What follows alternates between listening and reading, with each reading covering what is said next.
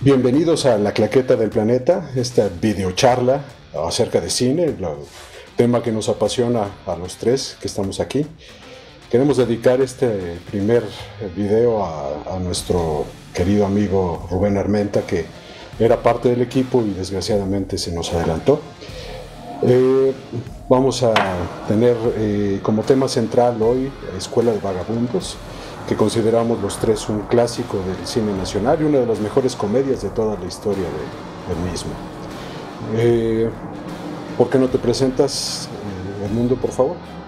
Claro, yo soy Edmundo Valdés. Muchas gracias, Leo. Muchas gracias, Quique, por dejarme estar aquí con ustedes compartiendo el tema que, como bien dices, más nos apasiona, que es el cine. Tenía mucho tiempo que no hacíamos este tipo de pláticas, de charlas, así lo llamaremos, yo creo ahora. Y pues un honor además estar ahora con el buen Enrique. Así es, Enrique, Hola, por favor, preséntate. Yo soy Enrique Gallegos, también es un gusto estar con Leo y Mundo, amigos desde ya más de 20 años atrás, de colegas de cine, siempre apasionados y muy creativos, y pues nos juntamos con La Claqueta y además rendirle un homenaje al buen Rubén. Y bueno, es una parte también importante del equipo y pues hablar de cine, que es una de nuestras pasiones, y ahorita el tema es muy interesante y yo creo que se les va a gustar y quédense con nosotros. Muy bien, yo soy Leonardo Damián y les doy la bienvenida.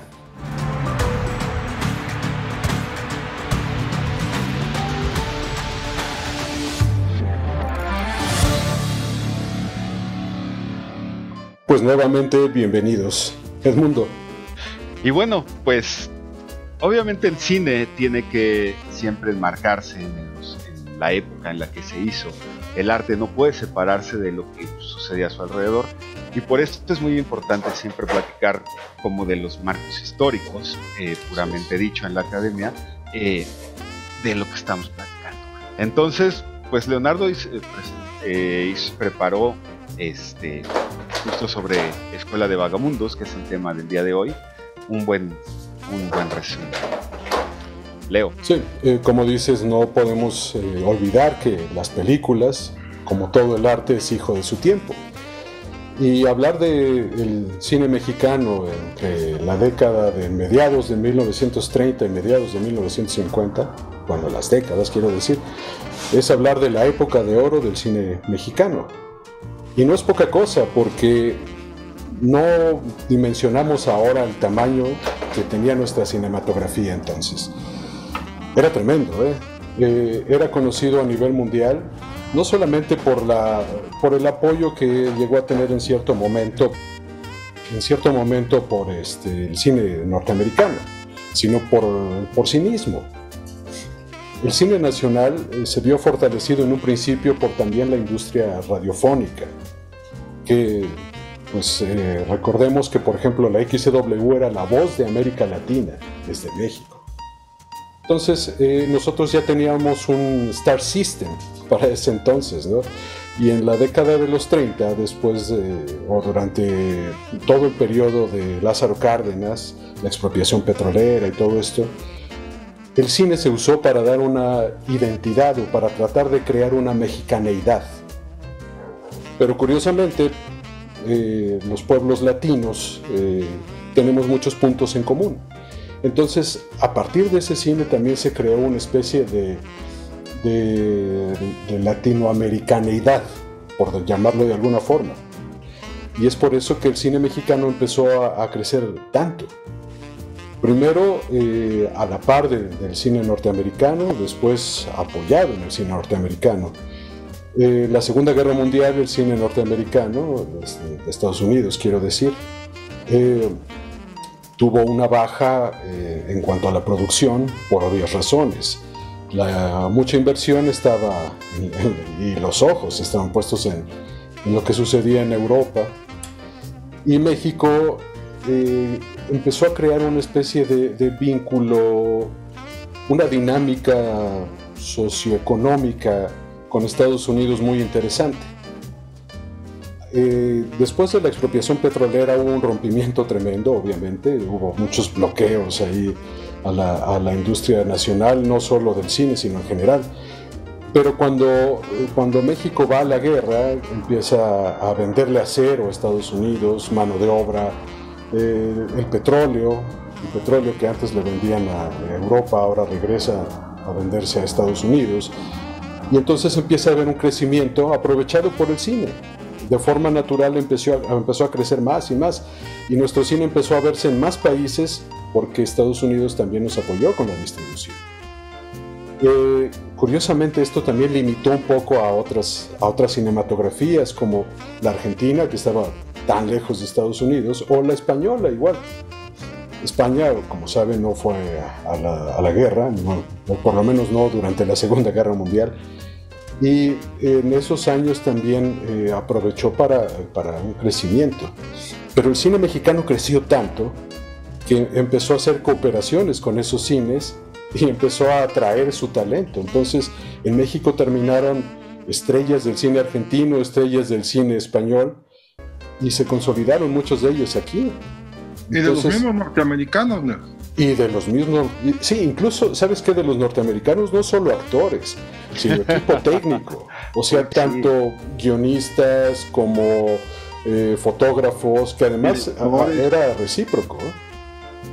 Sí, bueno, de alguna manera lo que mencionas es absolutamente cierto. El apoyo norteamericano, los mismos directores de cine se dan cuenta que la producción disminuye y vienen a México a producir y a dirigir. Sí. Por eso se da esa parte de cordialidad y de intercambio, ¿no? Sí, que como dices era muy cordial. Ahora, el propio Eisenstein fue a filmar a Estados Unidos y por una u otra cosa no pudo hacerlo y terminó filmando en México. Así es. Entonces, esto nos habla de cómo era la dinámica entre estos dos países, hablando exclusivamente de la industria cinematográfica, aunque podemos extendernos hacia otros rubros, ¿no? Sí, es que también yo creo que hay que comentar que no es que la industria norteamericana de cine se haya debilitado, no. La industria norteamericana de cine, como todas las industrias de Estados Unidos, tuvo el llamado de la guerra, que es un llamado de ley, no es nada más apóyame, sino la ley les pide que como industria dediquen parte de sus esfuerzos a la guerra. Exacto. Pero había otra parte que tenían que cubrir, que era pues el entretenimiento en los cines, ¿no?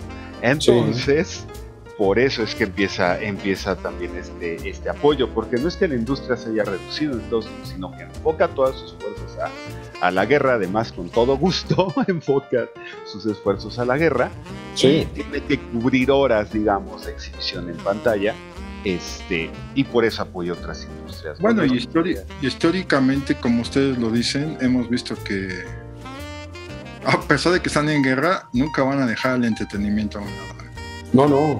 No, pero además algunos de sus directores más renombrados, como John Huston, fueron a la guerra. Sí, hay un documental que vale la pena en Netflix que se llama Fight Came Back, que justamente habla de los directores que se fueron a la guerra y que eran allá. Vale la pena verle ese documental. Sí, está muy interesante. Bueno, una vez que hemos dado este marco, creo que era necesaria la introducción para entender. Hay dos películas que preceden a Escuela de Vagabundos y que además son, por decirlo menos, demasiado parecidas a Escuela de Vagabundos, ¿no? Pero sí, hay que entender que no era simplemente hacer una copia del cine norteamericano en América Latina, porque además sí era una adaptación a esta cinematografía, a esta cultura un tanto diferente, sobre todo en aquella época donde no se conocía nada de la globalización. Había muchos contrastes entre el modo de ver el mundo de la cultura de Estados Unidos y de la cultura mexicana. Incluso en la frontera había entre México y Estados Unidos había una forma muy particular de ver también el mundo. Pero estas dos películas, si bien son antecedentes directos, pues también fueron filmadas en un contexto muy diferente, no solamente cultural, hablando del país en el que fueron hechas, sino también de época, preguerra, ¿no? O sea, ya se vislumbraba que venía la guerra a finales de los años 30 y quisiera que alguno de ustedes comentara My Man Godfrey, que es el primer antecedente de Escuela de Vagabundos en el cine norteamericano. Una gran película, es la más diferente, yo creo. My Man Godfrey es de las tres. Estuvo nominado a Mejor Actor el protagonista William Powell. Uh-huh. Y es una película, o sea, 1936 estamos hablando. Así son es. ya 90 años casi. Muchos años, la narrativa es completamente diferente a lo que estamos acostumbrados. La cinematografía, y además el cine estadounidense de antes de la Segunda Guerra Mundial es bien distinto al que vimos después de la Segunda Guerra Mundial. Justo comentábamos que fuera de cámara comentábamos que era hasta un poco inocente, un poco ingenuo ese cine, ¿no? En el tratamiento de las historias, pero está muy bien hecha My Man Godfrey. El guión está muy bien estructurado. Sí, es una historia que la premisa es muy similar a Escuela de Vagabundos, ¿no? Es una persona que vive, bueno, aquí sí es un vagabundo, hay que puntualizarlo, aquí sí es un vagabundo, vive en situación de calle. No, en la introducción no explica. Pero había sido una persona que había tenido una posición social. Lo que sucede es que con la depresión económica cae del 29. en la parte de vagabundo, de andar en las calles. Sí, por supuesto. No se explica en el planteamiento de la película, pero más tarde nos vamos dando cuenta que pues tiene modales refinados, que sabe de etiqueta, que entiende de los modos de la alta sociedad de Estados Unidos. Que sube de negocios, ¿no? Sí. No, y además sale Carol Lombard, una super figura de los 30. años, esos años 30, que diríamos que es como la edad de plata de Hollywood, tal vez, porque era una edad donde se hacían realmente producciones ya muy elaboradas. Ya habían dominado realmente el arte de hacer películas con sonido. Sí. Y fíjate que... Perdón, sigue. No, bueno, y pues los actores también ya habían dominado el actuar con sonido, ¿no? Entonces está súper refinado el humor. Uh-huh. Tal vez el ritmo no es al que estamos acostumbrados hoy en día, pero que es lo que se me haría a mí que no le sobrevive también a esta película My Man Godfrey, el ritmo. Uh-huh. Porque de repente nos puede parecer que es un poco lenta. A lo mejor de repente se meten más tramas de las que debería meterse, porque tiene varias subtramas ahí que van llenando la historia. Pero está súper bien construida. Sí, lo que es más claro en las tres películas es que sí es una especie de ensamble teatral, ¿no? Exacto. Las tres películas están construidas desde un punto de vista casi teatral. Aprovechan los movimientos de cámara, aprovechan los espacios, la fotografía, sobre todo esta de My Man Godfrey, muy buena. Incluso el arte gráfico está... Sí, lo que increíble. Platicábamos, los créditos iniciales, 50 años antes de los créditos animados, ya tendremos un programa donde platicaremos de este tipo de arte seguramente. Están maravillosos, son dibujados, son plaquetas dibujadas. Muy interesante My Man Godfrey, es como una película que sale de lo común de las películas de esa época, y bueno, tanto que William Powell estuvo nominado al Oscar como mejor actor. Fue nominada a 6 Oscars la película. Los Oscars ya eran premios importantes en Estados Unidos en esa época. Estuvo nominada a mejor actor, mejor actriz, mejor actor secundario, mejor actriz secundaria, mejor director, mejor guión. A todo eso estuvo, o sea, a los más importantes prácticamente. Por supuesto. Solo se le fue mejor película ahí, pero yo creo que no, seguramente ya no ocupó. Pero es que era una comedia, ¿no? La comedia, pues, hasta la fecha no es tan bien vista por la academia, ¿no? Yo nomás quisiera, reafirmar lo que dicen, que ya hablaron totalmente de la película, de las dos, de hecho. pero sí se ve una puesta en escena teatral, pero rotunda de las tres. Pero yo creo que de My Man Godfrey y de Marry Real Life es una educación de los actores que venían del teatro también, supongo yo, y además confirma Hollywood ya una fuerza total de la producción y de la industria, ¿no? Sí. Previo a la guerra todavía, entonces eso también es de admirarse, ¿no? Independientemente del género y de la comedia, que en este caso son comedias, trataban un tema muy interesante en cuanto a una guerra previa y ellos todavía riéndose, ¿no? En su cine, ¿no? Pues. Uh-huh. Sí, yo creo que también hay que puntualizar que las tres son comedias en el más puro estilo de la comedia, ¿no? Sí, claro. O sea, el planteamiento de la comedia siempre es una burla al status quo, ¿no? En este caso, la alta sociedad, tanto de Estados Unidos como de México. En las tres películas lo hacen de forma irónica, de forma un tanto burlona, pero además caricaturizado para, supongo, no ofender a nadie, ¿no? No, sin embargo, se vislumbra esa sociedad, ¿no? Esa caricatura de una sociedad real. De lo que sucedía en esos momentos también, digo, el poder. Exacto. En My Man Godfrey y en Marry Real Life, bueno, en My Man Godfrey cuando él llega a la fiesta, que es una bacanal, literal, digo, no se ven más cosas, pero no, claro. Estaba apostando, yo me llevo esto, yo me llevo aquello, o sea, lo ostentoso, ¿no? Y una decadencia total, ¿no? O sea, una carencia de valores, digamos, porque pues en lo que como comienza. Pero sí, pues exacto, o sea, apuestan con gente, que es algo que ya desaparece en las otras dos, también bueno, no podríamos decir ni tanto por la época, porque solo son 2 años de diferencia entre Merry We Live y My Man Godfrey, pero digamos que también, bueno, Merry We Live ya es un guión más hecho de en comedia, en esta comedia, como se llamaba, a mí me encanta cómo lo traducen en Wikipedia, comedia alocada. Que hoy en día la conoceríamos como la comedia de situación, ¿no? Claro. Ya sí, es más una comedia de situación que sí, y ya además es a una escala más reducida, tiene menos sets, está más enfocada dentro de la casa, está más enfocada en la interacción de la familia solamente con el personaje central. Y bueno, ya también ya vemos la casa, la casa Casbala, la que vemos en la Escuela de Vagabundos.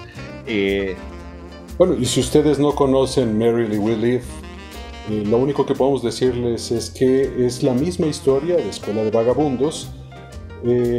Escuela de Vagabundos hizo una adaptación interesante eliminando un par de personajes, pero en esencia la historia es la misma. Pero idéntica, es exactamente la misma. Tiene hasta las mismas tomas, tiene hasta algunas secuencias con los mismos movimientos de cámara. Vaya, hasta tiene las mismas tomas en unos momentos. Sí. Exactamente las mismas. Hasta pero ya lo veremos más adelante. Pareciera que se prestaban director y actores, ¿no? Y el guión también.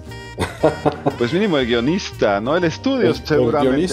El guionista original tiene un crédito como la historia de Escuela de Vagabundos, ¿no? O sea, la historia es de él.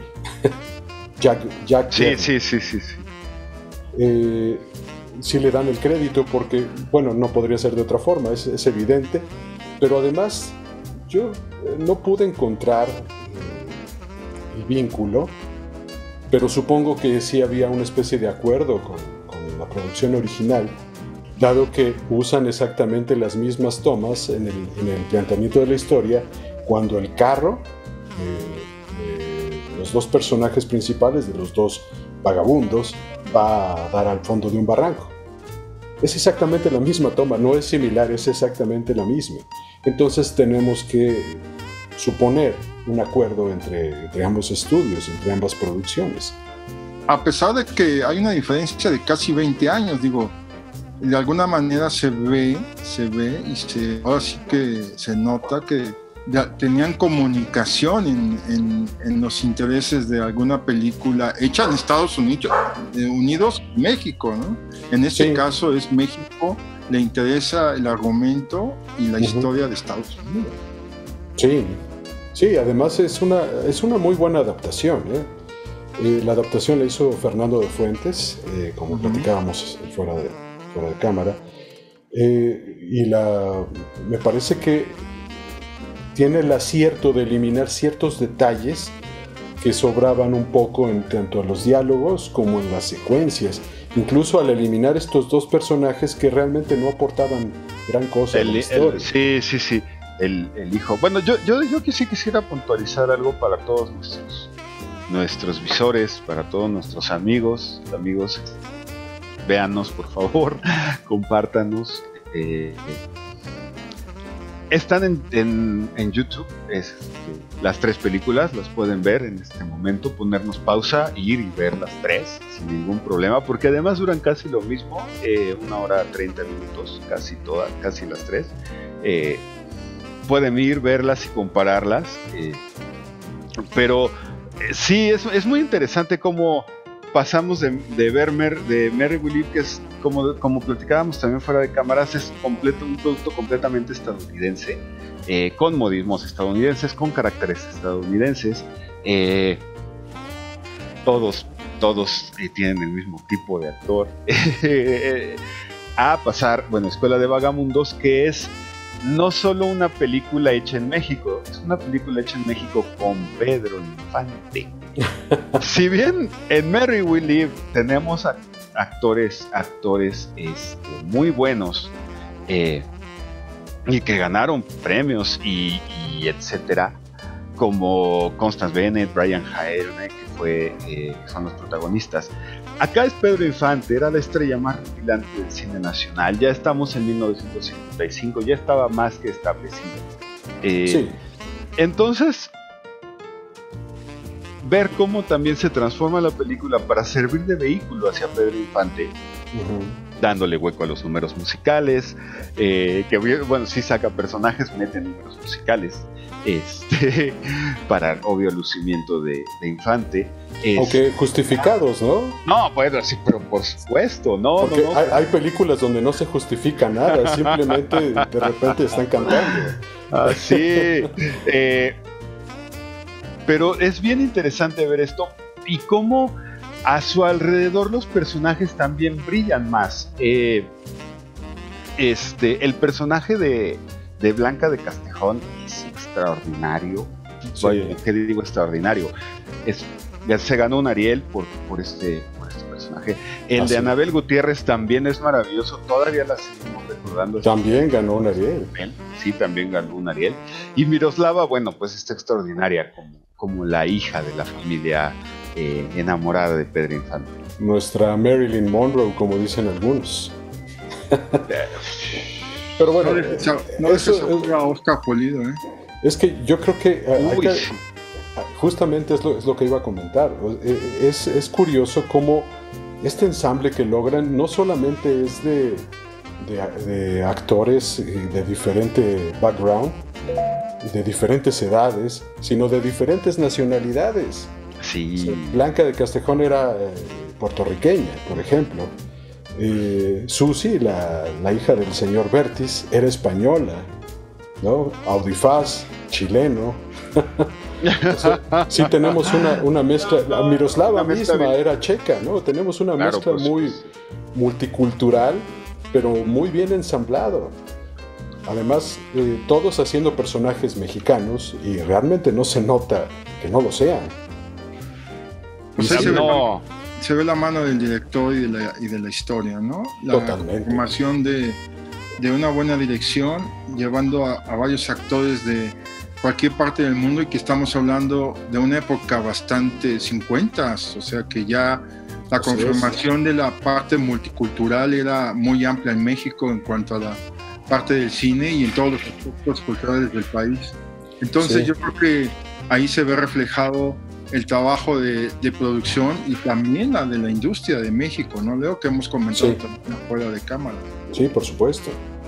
Sí, es muy notorio, era un cine robusto, era un cine en toda la extensión de la palabra, ¿no? Sí, es algo que yo quería comentar también. O sea, técnicamente incluso en momentos es superior a las películas norteamericanas, pero es que es por la industria. O sea, se ve el poder de la industria en los decorados, o sea, hasta en el audio cómo está grabado, cómo ha sobrevivido hasta esta época. La iluminación está muy muy bien construida, vestuarios, todo. O sea, se ve el poder de la industria, la inversión que se hizo a la hora de realizar la película. De todos los aspectos, indudablemente, y compite tranquilamente. O sea, es muy interesante. Además, si tienen la oportunidad de verlas una tras otra, sobre todo Merry We Live y Escuela de Vagabundos, es bien interesante cómo pues están al igual de potencia, y pues Escuela de Vagabundos la sobrepasa en unos momentos en esta cuestión de industria, ¿no? Porque la industria norteamericana, bueno, ya estaba preparando para otra cosa, y esta estaba en el apogeo, ¿no? Saliendo de los 40 con todo lo generado durante esa década. Uh-huh.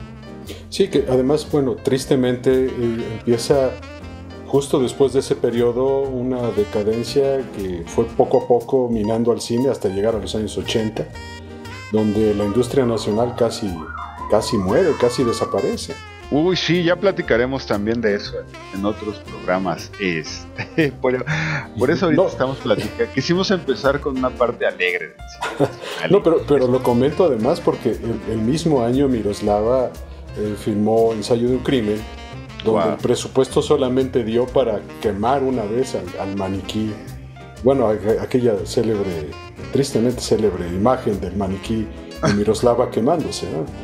Solamente fue una toma porque no había para hacer otro maniquí, entonces quedó afortunadamente, ¿no? Para la producción. Que bueno, también es diferente obviamente el presupuesto que le daban a unas y a otras, ¿no? Sí, la comedia y la comedia ranchera sobre todo tenía mucho más presupuesto que una obra que una obra de Luis Buñuel, que era más artística, vamos. Sí, pero claro. También el mérito de la época, ¿no? Estamos hablando no lo de ahora, que te puedes sentar en una televisión y ver una película. Allá era llenar cines, y el que llenaba cines, pues llamaba la atención a la gente de la industria, a los productores, y decían, pues sobre este nos vamos o sobre esta actriz nos vamos. Sí, entonces era tan importante también el nivel de economía que se manejaba en el cine mexicano, que se daban lujos de dar una comedia como Escuela de Vagabundos de primer nivel a otras, digámosle, entre comillas, patito, ¿no? Pero que entretenían al final del día, ¿no? Con otros actores también de comedia. Sí, nosotros también teníamos nuestro propio cine serie B, y que también era muy popular, ¿no? Sí. Y también surgieron ahí nombres que después platicaremos más a detalle, porque realmente ahorita no viene y además, a cuento, pero sí era... Vuelvo a retomar, porque sí es muy importante. Lo mismo que decíamos de los norteamericanos, México también ya tenía un bagaje de actores de teatro, de la radio, como decías también anteriormente, y gente que venía también de la carpa, ¿no? Sí. Entonces, la carpa en México fue muy importante. Este conjunto se da ya en una industria totalmente fortalecida, ¿eh? Sí, claro. No, la carpa en su momento alimentó al radio, sobre todo en cuestión comedia. Alimentó a radio y después al cine. Y todavía llegó a la televisión, aunque habían pasado ya muchos años, ¿no? Digo, ahorita podemos comentar muchos, pero pues va a haber temas para hacerlo, ¿no? Sí, ya comentaremos. Hay una historia ahí, si viven en la CDMX, andan por la Ciudad de México y se pasean por la calle de Artículo, cerca del XCW, hay un café que tiene muchas fotografías de actores de la época de oro y de varias épocas. Y cuenta la leyenda que en ese café sentaban los actores, los locutores, los cantantes, a buscar que fueran a tomar un café ahí los productores o que pasaran por afuera para irles a platicar y que los contrataran para la XCW, que empezaba a ser el semillero del cine. El mismo Pedro Infante se dice que así fue que fue parte de sus inicios, no andar ahí buscando la chuleta, digamos, en esas calles del centro de la Ciudad de México. Ujú. Y bueno, para también ya ir finalizando con la comparación y poder platicar un poco más puramente de Escuela de Vagabundos. Leonardo, tú preparaste un material muy interesante para compartirles a nuestros visores. Sí, pues si quieren vamos viéndolo. Ya lo comentamos hace rato, probablemente había un intercambio ahí entre los estudios, porque toda la secuencia cuando el carro primero se descompone y después cae por el barranco, tiene las mismas escenas. En los intercortes está Pedro Infante y está el actor norteamericano. Pero en esencia, exacto, en esencia es lo mismo. Cambia un poco el ángulo de la cámara, el ritmo. Las escenas están editadas porque el ritmo de la película de Estados Unidos es un poco más lento, entonces corté algunas partes para que empataran, pero podemos ver que es exactamente prácticamente la misma secuencia. Ok, pues vamos a dejar que la vean y la platicamos.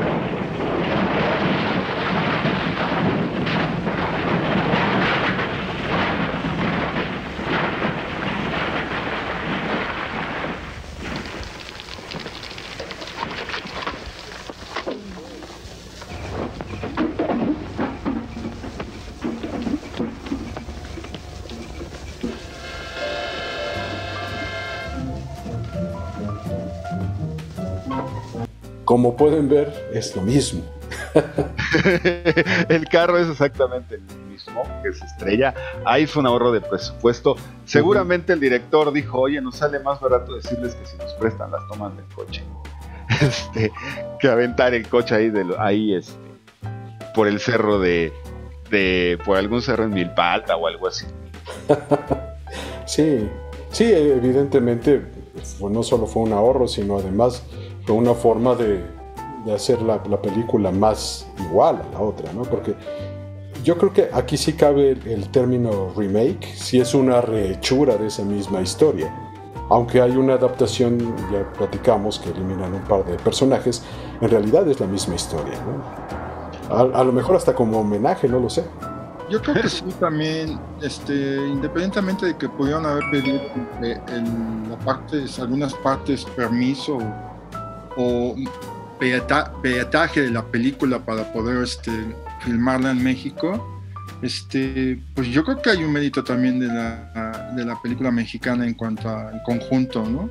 Sí. Y yo creo que como se adapta el mismo guionista a la película mexicana, pues también tuvo parte que ver ahí para poder entender y meter este tipo de escenas, ¿no? Uh-huh. Que son totalmente idénticas, pero muy, muy interesante el análisis que hiciste, Leo, y creo que la gente que nos está observando o viendo ahorita, me parece que pueden hacer una apreciación muy, muy profunda de las dos películas, ¿no? Así es. Y cómo estos ejercicios ayudan para poder profundizar a una mejor apreciación, ¿no? Sí, claro. Ahora, se mantuvo muy fiel a la historia hasta ciertos detalles. Y aquí en esta siguiente secuencia vemos cómo Audifaz, el mayordomo, abre los cajones, se da cuenta que los robaron. Y en la otra película el mayordomo abre los cajones, se da cuenta que los robaron. Y la sobrepuse porque me parece curioso que incluso el ritmo en esta secuencia es prácticamente el mismo, ¿no? Sí, es idéntica, o sea, idéntica. Nada más caen en diferentes ángulos ellos. Pero caen al mismo tiempo y salen al mismo tiempo las dos cocineras. Increíble. I'm through. What, again? This time it's final. Irrevocable. Of course, it's all right if some people want to stay in the haven for derelicts. That's entirely up to them. Well, now that Ambrose stole the silver, maybe Mrs. Kilbourne will give up her idea of saving tramps. It's not as though this were the first one. This time I'm through, and nothing will make me change my mind. Nothing. Going somewhere, Grosvenor? Why, no, Miss Geraldine. The very idea. Entonces, ¿siempre se va usted? Así parece. ¿Pero de veras? Claro que de veras. Lo que sucede en esta casa es superior a mis fuerzas. Es como cuando la gente compara estas películas de la Guerra de las Galaxias y cómo hacen lo mismo al mismo tiempo las 6 películas, las 9 películas. Es increíble como... Y además es bien interesante porque a veces uno cuando ve una película y la analiza dices, este personaje se me hace que... Si lo sacas no pasa nada. Y en estas dos películas nos dan la oportunidad de comprobarlo, ¿no? Que si sacas un personaje de repente de un guión, pues no pasa nada, ¿no? Estaba ahí para rellenar. Como es el caso de Merry Will Live y esta que sacan al hijo, ¿no? Sí. Que también yo creo ahí que es un poco de decir, a ver, es que aquí la figura central tiene que ser Pedro Infante. Sí, aunque Entonces, en Merrily We Live tampoco tiene... Es que no tiene ninguna secuencia que sea necesaria, ¿no? Incluso cuando lo sustituyen en la Escuela de Vagabundos con Lala, cosas que hacía el hermano en la otra película, pues no pasa nada, porque en realidad unieron los dos personajes. Le dan las partes a Audifaz, le dan partes a la hermana, le dan partes a la misma Miroslava. Y no pasa nada. No, y a mí me gusta más, o sea, claro que a mí me gusta más que la hayan enfocado más en Pedro Infante, porque obviamente, pues yo creo que en 1955 tú como director a la hora de decir, bueno, voy a hacer otra película con Pedro Infante, pues ya vamos a disfrutar a Pedro Infante. Pero aún vamos así, a aprovecharlo.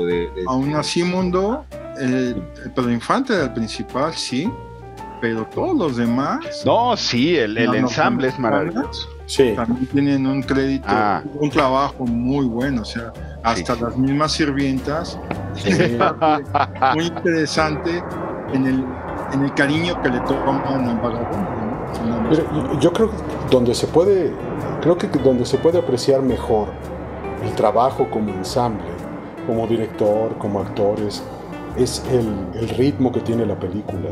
No decae nunca. Y es pac. Tiene un ritmazo. Y la comedia, la buena comedia, se sustenta en el ritmo. Y yo creo que lo tenían bastante claro.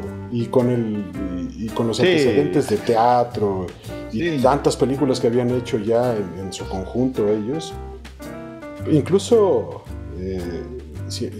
aquí no podemos hablar de que sea una cuestión de edad, ¿no? Porque Anabel Gutiérrez obviamente es la más joven de todos. Ella no desmerece, al contrario, es que tiene también muy buen ritmo y tiene ese feeling y ese olfato para la comedia, ¿no? Entonces saca comedia de situaciones que comparado con Merrily We Live y el mismo personaje de la hermana, que da unos tonos muy flat. Esta se nota rico, se nota que disfruta, ¿no? Fíjate que Escuela de Vagabundos, si la subtitularan a otro idioma, daría más ritmo, más comedia. Ahorita sí podría ser la apreciación que le estoy dando que a las dos norteamericanas. Seguramente. Podría ser por el mismo trabajo de la comedia, ¿no? Pero y el mismo trabajo de todos, porque en realidad estaban viviendo ya la época dorada del cine, ¿no? Así es. Entonces, ellos se daban el lujo de hacer desde una comedia, una película ranchera o un drama, ¿no? Sin problema, sí, ya. Robert McKee dice que el cine va en etapas, que a veces son cíclicas, ¿no? Estas etapas, pero bueno, estas etapas se caracterizan porque empiezan cuando empiezas a dominar una parte del arte del cine y llegas a dominar esa parte, como el sonido o como el blanco y negro sin sonido, etcétera. En México ya se había dominado plenamente el arte de hacer cine como se hacía, y ya se podían dar ese lujo justo de hacer cualquier género de una forma muy rica, muy bien producida, con muchos recursos, ¿no? De actorales, de producción, musicales, porque hay muchos momentos, por ejemplo, en las otras películas que no tienen música. Y que no las demerita, pero sí ayuda y refuerza, como Escuela de Vagabundos, el hecho de que Pedro Infante se sentara en una fuente, la acerca, enamorando sutilmente, el director se avienta unos close-ups maravillosos de la lava, y ahí viene la canción, ¿no? Sí, claro, pero incluso el score, por llamarlo así, el score también ayuda al ritmo. Claro, claro. Es partícipe del ritmo que imponen los actores. En esa ocasión, como bien decías, y a diferencia de otras, y por eso lo mencionaba también hace rato, están al servicio de la historia las canciones. Las canciones sí son para lo que son, pero están al servicio de la historia, y eso es bien importante porque la avanzan un poquito cada que canta una canción. Conoces un poquito del personaje o pasa durante la canción algo que hace que la película se mueva de alguna forma. Sí. Y bueno, hasta Blanca de Castejón, el hecho de saludar a los pajaritos, y luego llega esta Anabel Gutiérrez y hacerle el favor y le dice: mami, yo ya lo hice, no te preocupes. Sí, claro. En la norteamericana sí se ve, pero sí se nota más local eso, ¿me entiendes? Visualmente y actoralmente. Entonces, cuando lo hacen acá, pues dices, es otro cantar, ¿no? No, incluso en esta secuencia que vamos a ver, cuando Anabel Gutiérrez, después de que la saluda a su mamá, le pone al perro: buenos días, señora, ¿no? Sí. Ese detalle estoy seguro que fue improvisado. Y también improvisado porque, digo, las otras tienen perros, pues eran gran danés, ¿no? Están maravillosos, claro. Esos perros que tienen la otra. El manejo en el set de esos animales ha de haber sido súper complicado. Sí, fue complicado, se ve. Seguro. Sí, enormes. Y acá esto es un French Poodle, ¿no? Creo que es. Sí, es un perro chico. Perrito faldero. Que también lo pensaron también precisamente para hacer algunas escenas que se prestaran para que el perro pudiera estar en la parte de la actuación, ¿no? Sí, claro. Buenos días, pescaditos, ¿sí? Buenos días, mamá. Buenos días, hijitas mías. Buenos días. Cuchi, cuchi. Buenos días, preciosita. Buenos días, mi lindita. Buenos días, ¿cómo le va? Buenos días, señora. Good morning, my little fishy wishy. Good morning. Morning, Mother. Oh, good morning, my dear. And you shall hear the midnight ride of Paul Revere. Oh, Marian, you are so clever. It's a lovely morning, so bright, so cheerful. Buenos días, papá. ¿Es tuyo esto? ¿De qué color es? Blanco. Entonces sí es mío. Pues que no vuelva yo a encontrarlo en mi cuarto, ¿eh? ¡Bájese de ahí! Here comes Pop. Good morning, Dad. Is this yours? What color is it? White. I guess it's mine then. Keep this thing out of my bedroom. Y bueno, esta secuencia donde el personaje del vagabundo llega a la casa de la familia, en las dos películas, es similar pero diferente. Es similar en cuanto a que sucede lo mismo, pero los diálogos cambian y sobre todo me parece que la interpretación aquí es donde se despega un poco más Escuela de Vagabundos. La siento más rica, la siento con más subtexto, Escuela de Vagabundos, que Merrily We Live. Pero bueno, juzguen ustedes y ya platicaremos en los comentarios. He tenido un pequeño accidente. ¿Me permitiría usted su teléfono? De ninguna manera. Pero oiga, yo nada más quiero, por mucho que insista, no conseguirá nada. Haga el favor de retirarse, no queremos más vagabundos. ¿Quién es? Nadie, señora, nadie. Lárguese, le digo que se largue. ¿Qué pasa, Audifaz? ¿Quién es este señor? Ningún señor, señora. Es otro vagabundo. Pobrecito. Audifaz, déjelo pasar. Pero, señora, no habíamos quedado en que... ¿Pase usted, señor? Gracias, señora. Ha de estar usted cansado y hambriento.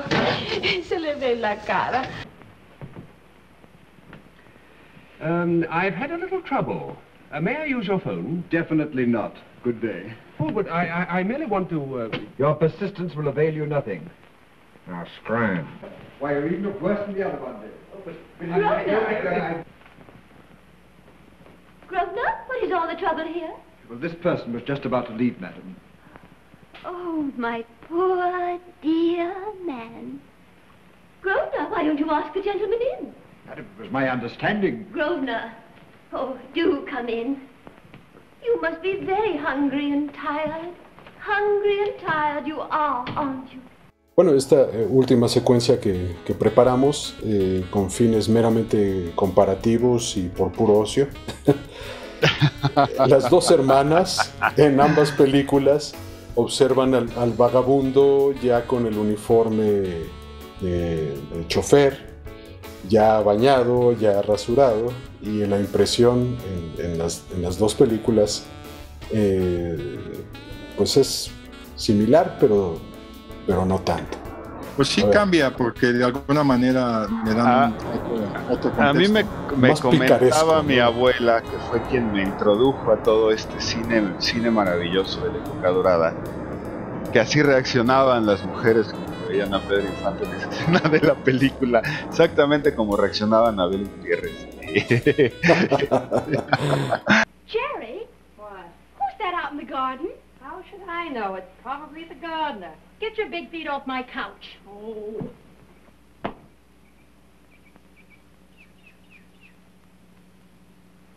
Jerry, come here, quick. Look. What?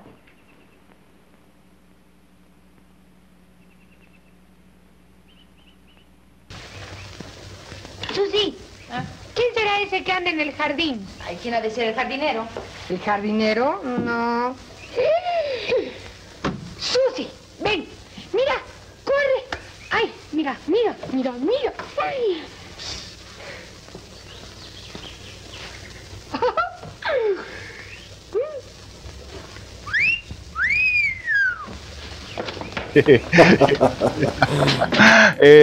No, la reacción de ella es maravillosa y esa es una de las escenas que le mereció el Ariel, seguramente.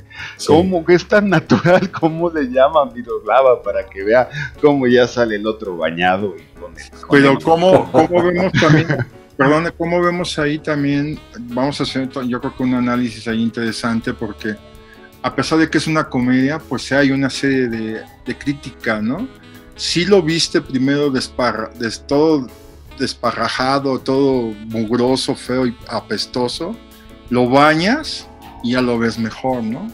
Entonces, a mí me parece que también hay un poco ahí de, no sé si de clasismo, ¿no? Pero bueno. Sí, sí, pudiera esa ser. comedia, estábamos comentando en algunas ocasiones ustedes dos, que si hay una serie de crítica, ¿no? Social también, ¿no? Normalmente la comedia se burla del status quo. Así es. O sea, la mayoría de las comedias, la burla es hacia la figura de autoridad o la figura que está por encima, en este caso socialmente, ¿no? Pero puede ser una burla a la policía, puede ser una burla a la religión, al gobierno. O sea, normalmente es como reírse de quien está por encima de. ¿Qué es lo que hace el personaje de Pedro Infante? Pero la llevabas, digo, si nos ponemos en la época, tú la veías en el cine, me imagino yo sentado en el cine, y a lo mejor lo pensarías, pero te lleva, tan buena es la comedia que ya te lleva a la parte de la risa. Sí, es que no importa, o sea, la comedia siempre es sobre reírse. Lo que hemos malentendido en México es esa parte. O sea, la comedia se burla del status quo. No se burla del jodido, no se burla de los pobres, no se burla del analfabeto. Y en México hemos tomado la comedia por el lado contrario, ¿no? Totalmente. Sobre todo en la televisión. Sí. Hasta de alguna manera también entre dura y fría de venderla, ¿no? Porque dices, híjole, no es por ahí tampoco, ¿no? Sí existe esta lucha de clases, pero no es tan tajante, ¿no? Digo, de alguna manera Por eso la comedia mexicana en esas épocas, y ya después también se vuelve hasta picaresca, ¿no? Sí, claro. No, pero es que hay otras formas, ¿no? O sea, Pedro Infante mismo hizo algunas comedias desde el punto de vista de la pobreza, pero se llama melodrama. Claro. No te vas a la comedia abierta porque es que no debes o no deberías burlarte de los que están abajo. Es que no tiene chiste. Claro, porque además lo que entienden la gente, los que inventaron la comedia, que no tenía chiste. Porque si además la gente ya ha visto varias veces Escuela de Vagabundos, digo, aprecia una película como de esta factura, ¿no? Sí. Pues es una película que se sienta uno y la vuelve a ver y te vuelves a reír y la vuelves a apreciar de otra manera. Además la comedia nace como una especie de desfogue social, sobre todo cuando llega al cine. Es una especie de alivio, desahogo, ¿no? De desahogo, claro. O sea, yo me río aquí porque no lo puedo hacer en la vida real, ¿no? Claro. A lo mejor estoy muy agobiado por lo que sea, ¿no? Lo que sea. Sí. Pero si tú tomas la comedia del otro lado, pues no creo que a una persona que esté en una situación superior necesite relajar esa parte, ¿no? ¿Cómo es mi relación con los pobres? No, me parece es hasta absurdo claro, el planteamiento, ¿no? Sí, no tiene ningún sentido. Sí, efectivamente, yo creo que sí, o sea, tienen ese clasismo buena onda que era en los 40, que existía en los 40, porque al final, pues Pedro Infante es más guapo cuando ya saben que es un compositor famoso y es rico. No, entonces, ahí se acaba el problema, sí, realmente, ¿no? Claro, ya, ahí es donde ya no hay ningún problema. Ya se puede casar con Susi. Pero sí, es también la forma inocente de retratar la sociedad de esa época, o sí, cómo intentaban retratar la sociedad. Pero yo sí creo que vale mucho ahí la comedia, porque la película en sí misma jamás se toma en serio ni siquiera esas partes. No. Yo creo que justo aprovechan para hacer burla de eso, o sea, de que cuando Pedro sale ya bien vestido, pues ya se ponen locas las dos chicas, y por eso es tan exagerada su reacción, y el director seguramente tuvo mucho que ver ahí en decirle, sí, pero exagerado, o sea, porque ya está guapo, ya se bañó, sí, claro. Digo, somos mexicanos, nos hemos dedicado a esta cuestión, entonces pues piensan similar, ¿no? Todo el mundo piensa similar, entonces seguramente eso es lo que pensaban, y sí, era la onda de, a ver, el que creen que es pobre, pues se va a bailar a los ricos, y sí se las baila, y además los ricos son absurdos. Sí. Eso para mí es un punto de mucho valor para la película, que los ricos son absurdos, y eso hace que Pedro Infante entre en este mundo extraordinario de Buenos días, pajaritos, o de la niña de Anabel Gutiérrez, ¿no? De la misma Miroslava, es un personaje de la chica de alta sociedad muy caricaturizado, y sí, el novio, ¿no? Mauricio, pues es el típico junior totalmente prototípico. Claro, por supuesto, ¿no? De esa época, la vestimenta y todo. El típico maloso, ¿no? De aquella época. Sí, yo creo que se burla bastante de toda la situación. Más que ser clasista, yo creo que se burla. Tal vez es una apreciación mía. Ya también nos pueden dar, obviamente, la opinión la gente que nos está viendo sobre este tema y sobre todo lo que estamos platicando en los comentarios de este video. Ahora, y perdón que te interrumpa, pero es que me parece importante, y no quisiera dejarlo de lado, la forma en que aborda Pedro Infante al mismo personaje de Merrily We Live. Mientras el otro es más como víctima de la situación, inocentón. El personaje de Pedro Infante como que dice, bueno, a ver, le entro al juego, a ver qué pasa, ¿no? Él se está divirtiendo. Entonces es más irónico, es más dueño de la situación, no es tan llevado por la situación. O sea, él siempre toma control de la situación, ¿no? Incluso cuando ves a Miroslava, se da cuenta que ella pues es una niña acostumbrada a obtener todo lo que quiere. Entonces la besa, pero después dice, bueno, buenas noches, señora, y se va, ¿no? Y la otra se enoja. Entonces como que le dice, bueno, sí puedes obtener lo que quieras, pero no en el momento que tú quieras. Yo decido. Pero también hay un cierto Fíjate que también yo aprecié esa parte y hay un cierto dominio, no quisiera comentarlo, pero no, sí. cierto punto machista, ¿no? Sí, claro. Pero es el contexto. El contexto. Exacto. Eso ubico, no para... Totalmente. No crean que porque Pedro Infante quería ser machista en la película, ¿no? Pero sí detona esa parte y es muy buen comentario, Leo, porque ahí es donde también gira la historia, ¿no? Claro. Ahí da un giro la historia. Pero hay algo bien importante también claro. que perdóname que te interrumpa, Leo, pero también, sí. O sea, sí, yo creo lo que acaba de decir, que no, obviamente la sociedad mexicana de los 50 era machista, está mucho más que ahora, obvio. Uh-huh. Pero hay algo bien importante, el personaje de Pedro Infante no solo se baila a Miroslava, digamos, sino que va tranquilamente recolectando y haciendo aliados a todo el resto de la familia. Así es. De una forma, para mi gusto, a lo mejor es porque soy mexicano y mi idiosincrasia hace que me guste más, mucho más cómica que pasa en Merry We Live. No por hacerla menos, no en ningún momento. Uh-huh. Justo Pedro Infante es esta parte justo como cuando están en la cena y hablan de los bonos, de la emisión de bonos. Y Pedro Infante tranquilamente le dice, pues ¿sabe qué? Pues si el señor está de acuerdo, yo también. Eso es todo lo que me basta, señor Medina. Uh-huh. O sea, totalmente ya dueño de la situación. Ya hizo un aliado al otro personaje, así es. A este señor Ortiz de Pinedo. Cubano. Sí. ¿Mande? Sí, perdón. Oscar Pulido. No, Oscar Pulido era el papá. No, pero el aliado del papá, digamos, en la película, sí, Oscar quien va a sacar la emisión de bonos, Ortiz de Pinedo. Ortiz de Pinedo, perdón. Apuntaba que era cubano, hablando de esta multiculturalidad. Sí, claro. Tuvo una muerte muy Sí, fuerte. Muy fuerte. Si algún día lo platicaremos. Pero bueno, sí, justo esto que dices, o sea, cómo el personaje de Pedro Infante va reptando a toda la familia hasta hacerlos a todos sus aliados, y al final, digamos, es cuando ya expande sus redes sobre el personaje de Miroslava, cuando ya tampoco tiene otra salida, porque además ya toda su familia está de lado, hasta el papá, que el papá lo va a correr y luego lo de emisión de bonos. Y entonces, diablos, ahora dependo económicamente de este hombre que llegó a mi casa apenas antier, ¿no? Claro.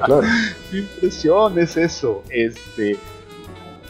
También se mete, yo creo, en menos problemas que las dos películas anteriores, porque Escuela de Vagabundos, el guión es más straightforward, más a lo que va, no crea tantas situaciones alrededor, como My Met Gomfrey, que tiene varias situaciones ahí alrededor, como la pérdida del dinero del protagonista en la crisis, o Merry We Live, que tiene otras situaciones también ahí bastante metidas. Esta va lo que va.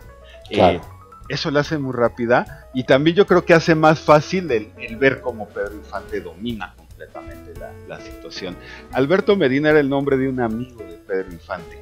Era lo que leía, no pude encontrar por qué exactamente se la dedicó a este amigo la película, pero su amigo se llamaba Alberto Medina y por eso su personaje se llama Alberto Medina en la película. José Alberto Medina. Señor Medina. Y bueno, pues ya para concluir esta primera emisión, algo más que quieran agregar, que quieran decir acerca de esta película Escuela de Vagabundos, maravillosa, que les repito, la pueden encontrar aquí en YouTube y verla completa. Pues yo reitero lo que planteamos al principio. Para nosotros es una de las mejores películas mexicanas de todos los tiempos, una de las mejores comedias además.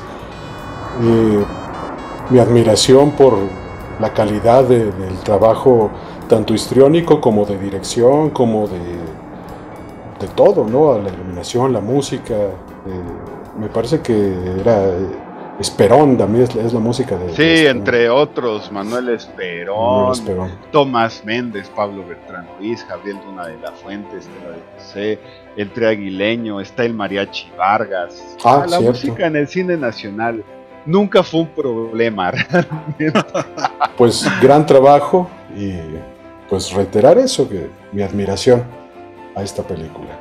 Yo también, las tres películas que vimos y estuvimos analizando y apreciando, Creo que son muy buenas las dos norteamericanas, también muy recomendables a la gente que nos está viendo. Si por ahí las podemos después tal vez escribir. La verdad se las recomendamos. El trabajo actoral y fotográfico y producción. Y obviamente Escuela de Vagabundos, que no, pues es una joya, como dicen por ahí, del cine mexicano, ¿no? Y reiterar que estamos pues integrándonos nuevamente y que estamos haciendo un buen equipo, mis compañeros y yo, sobre todo por la pasión del cine, ¿no? Así es. Pues bueno, amigos, nos despedimos en esta emisión. Esperemos que sean muchas más. Si quieren tocar algún tema en particular, pueden escribirnos en los comentarios y pues ya nos organizaremos nosotros para tocarlo. Soy Leonardo Damián, me despido. Enrique Gallegos, hasta pronto. Yo fui Edmundo Valdés, muchísimas gracias a ustedes, muchas gracias a mis compañeros por este espacio y nos vemos pronto. Hasta luego.